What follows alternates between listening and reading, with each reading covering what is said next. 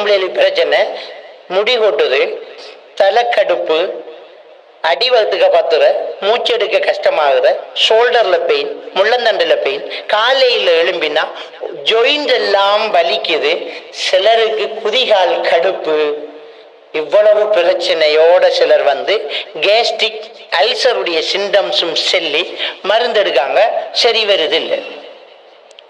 கோபம் கூட வருது, மறதி கடுமையா இருக்கு, பழசெல்லாம் நினைப்பிரிக்க புதுசு மறந்து போகுது, வெச்ச தொரப்பையும் பூனையும் தேற சமைக்க கூட அடுத்தது என்ன செய்தது தெரியாம அடுப்போ பண்ற நிலைமைக்கு மறதி. விளங்கிட்டா? இவ்வளவு சிம்டம்ஸ் நான் சொன்ன இவ்வளவு சிம்டம்ஸும் ஒரு பிள்ளைக்கு இருக்குது, ஒரு பொம்பளைக்கு இருக்குது. ஒரு பொம்பளைக்கு இல்லை, நிறைய பொம்பளைக்கு தான் பிரச்சனை. இந்த எம்பிபிஎஸ் டாக்டர் மார்கிட்ட இந்த கேஸ் தான் கூட வர டாக்டர்ஸ் மாதிரி சொல்லி அனுப்புறது, ஒரு கவுன்சிலிங் போங்க. ஏனண்டா இது ஸ்ட்ரெஸ் சிம்டம்ஸ். இவ்வளவு நம்ம தெரியாம சித்தால தேய்க்கிற ஷோல்டருக்கு, கழுத்துக்கும் ஷோல்டருக்கும் முள்ளந்தண்டுக்கும் மருந்து தேய்க்கும். அது மருந்து தேய்ச்சி சரியாகிற சாமான் இல்லை, அவங்களுக்கு ஸ்ட்ரெஸ் இருக்குது, அதை சரியாக்கும். அப்போ அவங்களை கவுன்சிலிங்க ஒன்றை சொல்லுவாங்க, நான் 9 சொல்லுவேன். இன்னதிரிக்கா இன்னதிரிக்கா இன்னதிரிக்கா இன்னதிரிக்கா இதுரிக்கா இதுரிக்கா இதுரிக்கா ஓ மசர தோ மசர தோ மசரா போற போக்குல என்ன சாத்திரான்னு சொன்னாலும் சொல்லுவாள். இவ்வளவும் இருந்தா உங்களோட பிரச்சனை வேற, மாப்பிள்ளை எங்க இருக்க பாட்டுக்கு அதான் உண்ட பிரச்சனை, அவரை பாட்டுக்கு அவர் இருக்கிறது தான் பிரச்சனை. இப்ப கூட உன்னோட வாரத்துக்கு அவருக்கு நேரம் இல்லாம போச்சு, ஆட்டாக்காரனோட வந்திருக்க. அப்படி ஆட்டாக்காரனோட போனவள் எல்லாம் இருக்காள், அவனை விட இவன் கொஞ்சம் பரவாயில்ல. தயவு செஞ்சு குடும்பம் கணவன் மனைவி உட்கார்ந்து பேசணும். அவங்களோட ஒன்றும் இல்லை, குட் லிசனிங், காது தாட்டி கேட்கறது தான் இன்னைக்கு இருக்கக்கூடிய ஸ்ட்ரெஸ்ஸுக்கு முதல் மருந்து. அதான் ஆகப்பெரிய மருந்து. சொல்லித்தான், ஒரு டேப்லெட்டும் தேவையில்லை, ஒன்றும் தேவையில்லை. அளவிடணும், கதைக்கிறத கேட்கணும், இந்த ரெண்டும் செய்யுங்க. ஒரு டேப்லெட்டும் தேவையில்லை, தூக்கி பக்கத்தோட எறிங்க, மேல் வருத்தம் இறங்கும், தலைக்கடுப்பு சரியாகும், முடி கொட்டுறது நிற்கும், வகுத்துக்க பத்துறது சரியாகும். என்ன நிம்மதியா அளவிடுங்க. அழுகையை அடக்குறது ஒரு பிரச்சனை. ரெண்டாவது அவங்களோட கதையை கேட்க ஆள் இல்லை, கதையை கேட்க ஊரான் இருந்து வேலை இல்லை. புருஷன் கேட்கணும், பாப்பா உமா கேட்கணும், பொண்டாட்டி கேட்கணும், புருஷன் கதையை கேட்கணும். இது கதையை தொடங்கினா எப்ப பார்த்தாலும் எனக்கு இதான் பிரச்சனை, 1000 பிரச்சனையோட நாங்க வந்துட்டீங்க. செக்கு 3 ரிட்டர்ன் ஆகி கிடக்கு, கதைக்க வேற கதை. செக்கு 3 ரிட்டர்ன் ஆகி கிழிஞ்சாலும் ஒன்றும் இல்லடா, இவள் ரிட்டர்ன் ஆகிடுவாள். ஓ வேறொரு அக்கௌண்ட்ல கேஸ போட்டுருவாள் மறுவா, அவ்வளவுதான் அவுட். தயவு செஞ்சு அவளுக்கிட்ட கொஞ்சம் இருந்து எப்படி பேசுற, கதைக்கிறதுக்கு ஒரு முறை இருக்குது. நம்மள வேலை செஞ்சுட்டு அவ கதைக்கக்குள்ள தோலை சாஞ்சுக்கிட்டு கிட்ட வருவ, தள்ளி நின்று வேறுத்து கட்டுக்கிட்டு வருது, தள்ளி நின்று. முதல்ல இந்த கல்யாணத்துக்கு முன்ன கொஞ்சம் கிட்டவா அவன் இல்ல இன்னைக்கு பக்கம் இப்படி வாடி கொஞ்சம் உடம்பு படாட்டு கொஞ்சம் விரலையாலும் பிடிய நின்றவர் இப்ப கிட்ட தள்ளி நின்று ஒரு ரசிகத்துக்கு வந்துட்ட சொல்லு. அவ என்ன இவரிஞ்ச கணக்கு சரி சரி அவள் காட்சி போகல எவடத்தை விட்டேன்னு கேட்டா எவடத்தை கேட்டா தானே எவடத்தை விட்டேன்னு சொல்றது. இவர் கேட்கல, இப்படி கதை கேட்டு ஸ்ட்ரெஸ் சரியாகாது. ஒரு ஆள் கதைக்குள்ள முன்னுக்கு இருக்க ஐக்கன்றைக்கு இருக்கணும், கண்ணை பார்க்கணும், கண்ணை பார்த்து அவ சொல்றதை கேட்கணும், அவட இமோஷனுக்கு ஏற்ற மாதிரி உங்களோட இமோஷனை காட்டணும். அவ அப்படியே சொல்லிக்கு போகல, அப்படியே முகம் சுருங்கி வேதனைப்படக்குள்ள தலையை தடவி கொடுத்து நம்மட கொண்டாட்டியானே கவுன்சிலர்ஸோட போடா. சில கவுன்சிலிங் செய்தாக்கள் தலையை தடவி மாட்டினாக்கள் எல்லாம் இருக்காங்க. காய்ச்சல் பார்த்த கவுன்சிலர் எல்லாம் இருக்காரு, கடுமையா காயுதோ அவ்வளவுதான் தொற்றப்படா.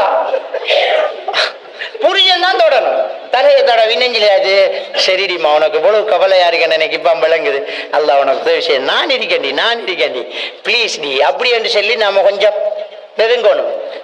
அவங்களோட இமோஷனை திரும்ப சொல்லணும், அவங்களுக்கு கடும் கஷ்டமா எங்களுக்கு விளங்குது. அவ இடையில தடுமாறு நடத்த எடுத்து கொடுக்கணும்.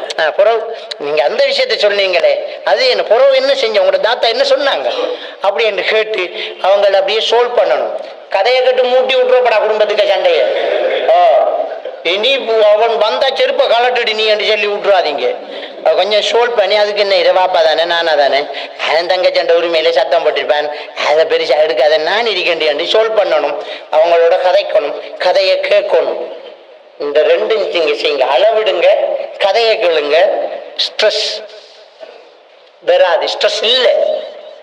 இதை நீங்க ஒழுங்கா செஞ்சா எந்த தொழில் கஷ்டம் தான். எனக்கு ஆள் வராது, நான் வேற தொழில பார்க்க, நீங்க எதை செய்யுங்க. அவ்வளவுதான் பிரச்சனை. தயவு செஞ்சு பொண்டாட்டியோட கதைங்க. ரசூலுல்லாஹி ஸல்லல்லாஹு அலைஹி வஸல்லம் எவ்வளவு பிஸியானால் மனைவியில மடியில படுத்துக்கிட்டு குர்ஆன் ஓதுறாங்க. இத்திகாஃப் இருந்தவர் சஃபியா நாயோட கதைச்சுக்கிட்டு இருக்கார். டோட்டால போனாக்க சந்தேகம் நினைச்சிருவாங்க, கூப்பிட்டு சொன்னாங்க, ஹாதிஹி சஃபியா பின்த் ஹுயை, இதென்ற கொண்டாடி சஃபியா வாப்பாண்டாங்க. விளங்கிட்டா? அந்த அளவுக்கு நபி அவங்க கரிசனை செலுத்தின ஒரு விஷயம். இஷாவுக்கு பிறகு கதைச்சுக்கிட்டு இருக்கிறத ரசூலுல்லாஹ் வெறுத்தார்கள். கணவன் மனைவியை தவிரண்டா விடிய விடிய கஜிக்கிறதுக்கு அனுமதி பொண்டாட்டியோட. மனைவியோடு மனம் விட்டு பேசினால் மனநோய் வராது என்ற ஒரு வரி போட்டதுக்கு கீழே ஒருத்தன் கொமான் கேட்டான், ஆற மனைவியோட மனைவியோடடா. ஏனண்டா இன்றைக்கு அதோட மனம் விட்டு விடிய விடிய கதைக்கிற ஆறையாளும் மனைவியோட. தயவு செஞ்சு ஆறையாளும் மனைவியோட கதைக்காம நம்புட மனைவியோட கதைச்சா மனநோய் வராது. விடிய விடிய கதைக்கு வாழ்க்கையை ரசிங்க, சந்தோஷமான விஷயம். அடுத்தது பிள்ளைகளோட தொடர்பாடல். பிள்ளைகளோட நம்ம நெருக்கமா பழகணும்.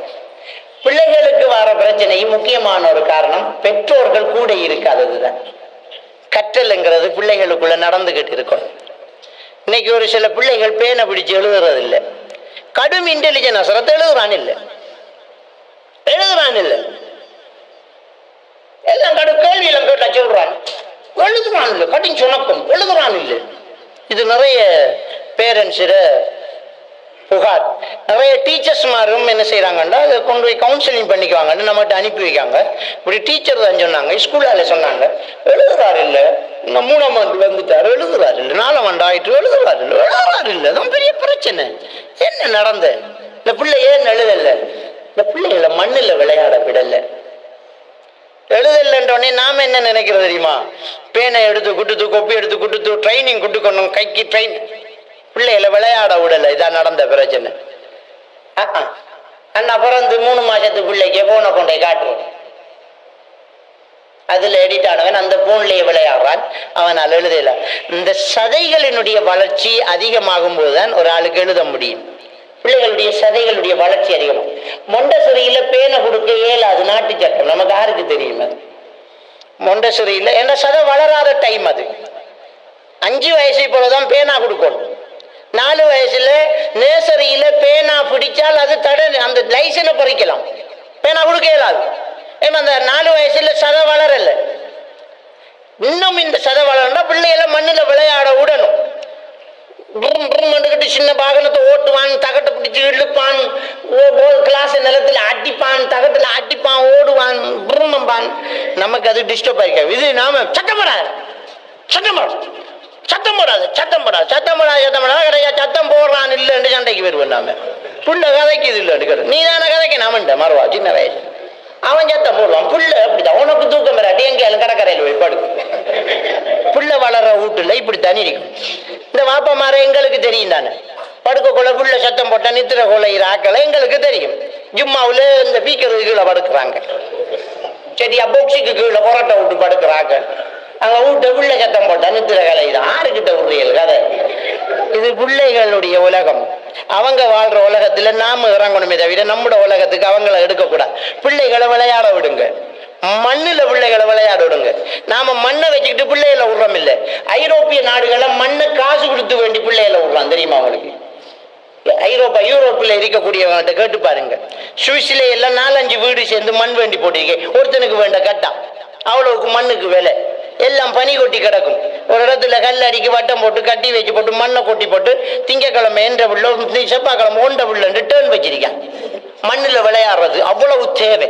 மண்ணுல பிள்ளைகள் விளையாடும், பிள்ளைகள் அள்ளி எறிஞ்சு விளையாடணும். நாம ஊத்த வாட்டுறோம்டா மரவா, அவ்வளவுதான். மர புள்ள ஊத்த விடானே ஊத்த படணும்.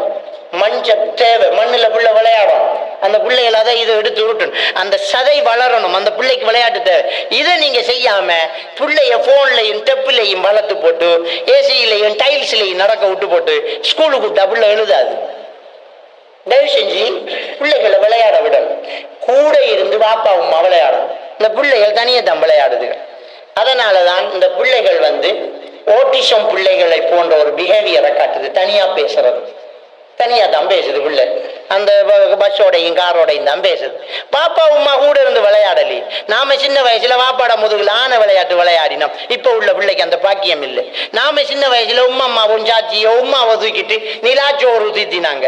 நிலவை பாரு, பூவை பாரு, மரத்தை பாரு, செடியை பாரு, கற்றல் அங்க நடந்துச்சு. இப்ப கற்றல் அங்கல்ல யூனிவத்தை போட்டு பேக்க போட்டு தள்ளி ஆட்டாவில் ஏற்றி விடுறாங்க. எங்கேயாலும் போய் கற்றுக்கிட்டு வா. ஏன்னா உமா கடும் பிசி நாடகம் பார்க்கணும். உமா கடும் பிசி நாடகம். அதுலயும் இந்த நாடகத்தோட முடிப்பான் செடியா நஞ்சு போத்தல துறக்கிறதோட தோட ரொம்பா நாளைக்கு பார்த்துக்கிட்டு குந்திக்கிருப்பாள். இவன் குடிச்சானா செத்து அவன் செத்த அவனுக்கு நடி உண்ட புருஷன் சும்மா செத்துக்கிட்டு இருக்கான். தேத்தனியும் இல்ல அவனுக்கு தேத்தனி ஊத்த கொடுக்க ஆள் இல்ல. கணவனுக்காக நாடகம் பார்க்க பக்கத்து வீட்டுக்கு போயிருக்காங்க. இங்க புருஷனுக்காக தேயில ஊத்தி கொடுக்க ஆள் இல்லை. தயவு செஞ்சு இந்த பிள்ளைகளோட பேரண்ட்ஸ் இருக்கணும். இந்த பிள்ளைகளோட பேரண்ட்ஸ் இருந்து அவங்களோட ஒரு கம்யூனிகேஷன் இருக்கும். பிள்ளைகளோட தயவு செஞ்சு உமா பாப்பா விளையாடணும். நாம பிள்ளைகளுக்கு ஒதுக்கின நேரத்துல போனுக்கு நேரத்தை ஒதுக்கப்பட போன் எல்லாம் தூக்கி வச்சு போட்டு எல்லாம் தூக்கி வச்சுட்டு ஆனா கீழே இருந்து பிள்ளைகளோட விளையாடு. அந்த சந்தோஷம் உங்களுக்கு திரும்ப கிடைக்காது. ஏனென்றா அந்த இளமையை திருப்பி எடுக்க இயலாது. முதுமை வரும், இளமை வராது. கடந்து போனா அதுக்கு நீ வாரல்ல. அந்த பிள்ளை அந்த வாழ்க்கைய நம்மளோட கழிக்கிற அந்த சந்தர்ப்பம் இழந்துட்டுண்டா நம்மளால அதை திருப்பி கொடுக்க முடியாது. அவன் காத்துக்கிட்டு இருக்கான். இன்றைக்கு ஸ்காலர்ஷிப்ங்கிற பைத்தியம் பிடிச்சு ஆட்டி விளையாடுற பருவத்துல ஆட்டோவில் ஏற்றி விட்டு புத்தகத்துல படுத்து புத்தகத்துல எழும்புது பிள்ளைகள். அது ஒரு சிறுவர் துஷ்பிரயோகம். விளையாடுற வயசுல விளையாட விடணும் பிள்ளைகள்கிட்ட. பின்லாந்து, இத்தாலி போன்ற நாடுகளை 7 வயசுல தான் ஸ்கூல்ல சேர்க்கிற. ஆனா 12 வயசு வரைக்கும் பள்ளிக்கூடத்துல ரிசல்ட்ஸ் பிள்ளைக்கு கொடுக்கறதும் இல்லை, பேரண்ட்ஸுக்கு கொடுக்கறதும் இல்லை.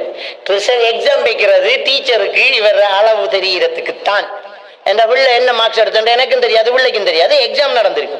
ஒரு வாப்பாக்கு பிள்ளைட மார்க்ஸ் தேவைண்டால் அதுக்கு ஃபார்ம் ஒன்று ஃபில்அப் பண்ணி கொடுத்து அதை அவங்க செக் பண்ணி கொடுக்குறா இல்லையாண்டு டீம் முடிவெடுத்து உங்களுக்கு ஓகேண்டா ஒரு அப்பாயின்மெண்ட் டைம் கொடுப்பாங்க. அந்த டைமுக்கு போனால் ரிசல்ட்ஸை தள்ளி இருந்து காட்டுவாங்க. இன்னைக்கு பாருங்க பார்த்துட்டு எல்லாம் போங்க, கையில கொடுக்க மாட்டாங்க.